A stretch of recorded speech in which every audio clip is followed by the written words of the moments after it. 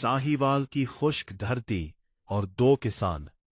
सन 1920 की दहाई में पंजाब के जिले साहिवाल के एक छोटे से गांव चक 45 में ओहत का साया गहरा हो रहा था।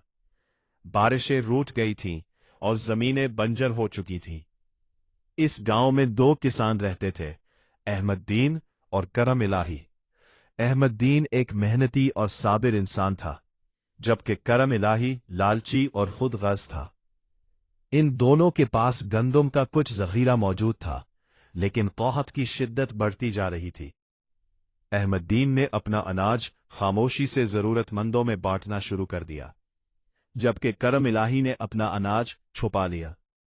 अहमद्दीन जब अपने बच्चों के लिए रोटी बनाता तो उसमें से एक हिस्सा गांव के परिंदों और जानवरों के लिए भी अलग रखता। उसकी बीवी उसे टोकती, अहमद, हमारे अपने बच्चे भूखे हैं, तुम परिंदों को दाना डाल रहे हो। अहमद्दीन मुस्कुराकर जवाब देता, बेगम, ये सब अल्लाह की मखलूक है। अगर हम उनका ख्याल रखेंगे तो अल्लाह हमारा ख्याल रखेगा। दूसरी तरफ करम इलाही अपने गोदाम को ताले लगाकर रखता और गरीबों को धुतकार देता। वो रात भर बैठकर अपने अनाज की बोरियां गिनता और खुश होता कि उसके पास सबसे ज्यादा जखीरा है। वक्त गुजरता गया और कहत ने पूरे गांव को अपनी लपेट में ले लिया। लोगों के पास खाने को कुछ न था। अहमद्दीन का अनाज खत्म हो गया, लेकिन उसके चेहरे पर इत्मीनान था। वो रोजाना सुबह उठकर परिंदों के लिए पानी रखता और अल्लाह से दुआ करता।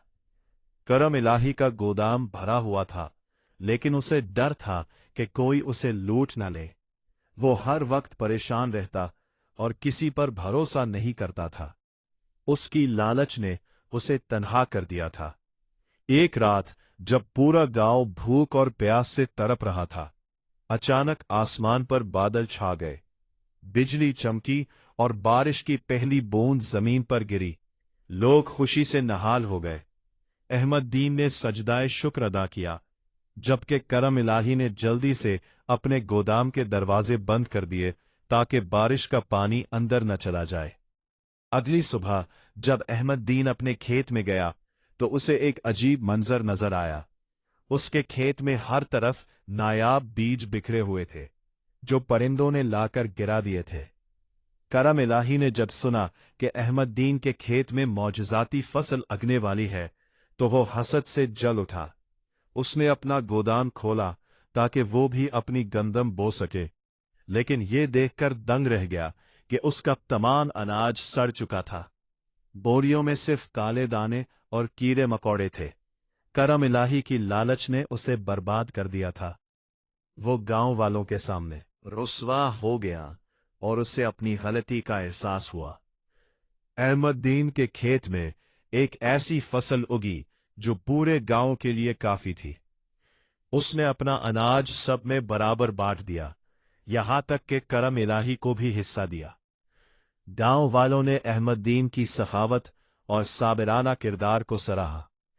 करम इलाही ने अहमद्दीन से माफी मांगी और वादा किया कि वो भी अब दूसरों का ख्याल रखेगा। इस दिन पूरे गांव ने एक बड़ा सबक सीख लिया। कहात खत्म हो गया, लेकिन अहमद्दीन और करम इलाही की कहानी आज भी साहिवाल के इस गांव में जिंदा है। अच्छाई का सितारा स्टार वन तभी चमकता है जब इंसान का जाहिर और बातिन एक हो। कुदरत कभी भी बांटने वाले का हाथ खाली नहीं छोड़ती, जबकि लालच हमेशा इंसान को बर्बाद कर देती है।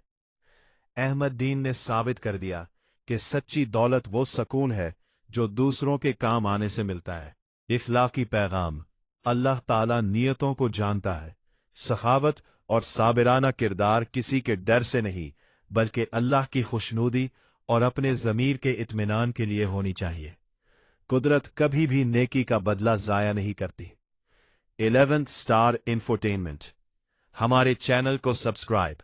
मैं ये नेक काम इसलिए कर रहा हूं ताकि आप और आपके बच्चे ये सोच सकें कि अच्छाई और बुराई में क्या फर्क है। Think right and wrong. हमारी हर कहानी का मकसद आपके किरदार को निखारना है।